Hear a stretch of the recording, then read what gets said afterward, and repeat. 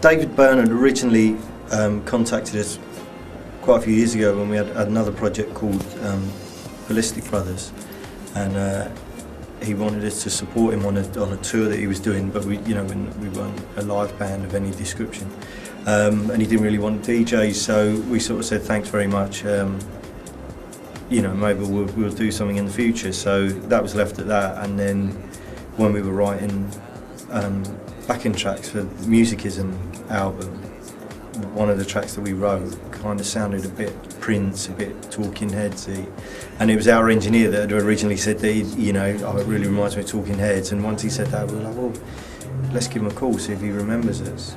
And our manager managed to get into touch with someone from his label, put in a call, and he was like, yeah, I'd love to do something, and that was it. He just sent him the track over, and he wrote and recorded his vocal, and just in like a month or two sent it all back.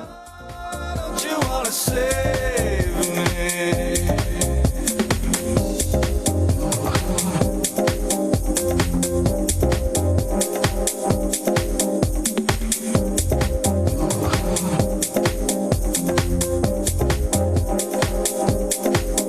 Oh, that was the advent of the computer age for us. Yeah. No, a case of sending these vocals on files, and we did it that way. But we did get to actually meet him.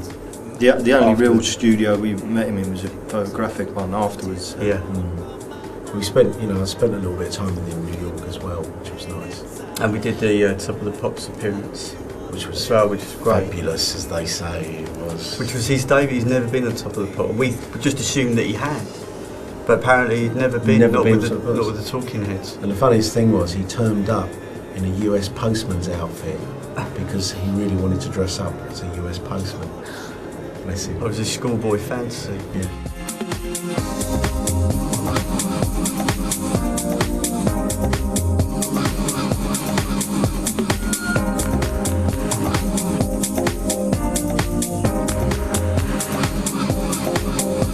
Imagine there's a girlfriend, imagine there's a job, imagine there's an answer, imagine there's a God, imagine I'm a devil, imagine I'm a saint, lazy money, lazy sexy, lazy out of space, no tears are falling from my... I think the success of Lazy, in some ways, it kind of almost, is a little bit of an albatross to a certain degree, because it was a bit of a strange one on the Muzikizum album, because a lot of the tracks on the Muzikizum album are quite, banging club tracks to a certain degree.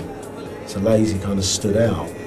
And then we got an Ivan Novello for it as well, which was incredible. And I think it's dictated how this album's gone now, really, that it was like, you know what, it's all about the songs, so. I'm lazy when I'm praying, lazy on the job, got a lazy mind, a lazy eye, a lazy body. Hard man, hard lives, hard keeping it all inside.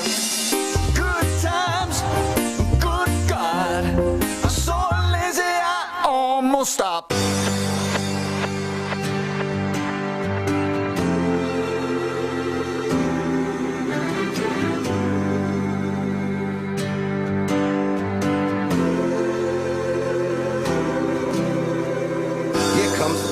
The light chill of the fall, blowing from either direction, blowing across the yard, it's crisp and... Talking about the singers on Give It, basically the three of us are fans of, they're like a country soul ambient crew called Lamb Chop, which are about 15 members, I think, isn't there?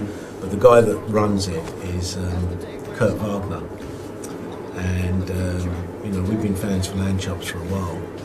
And we approached Chris, our manager, because he knew the head of Lamb Chop's label, City Slang, over here.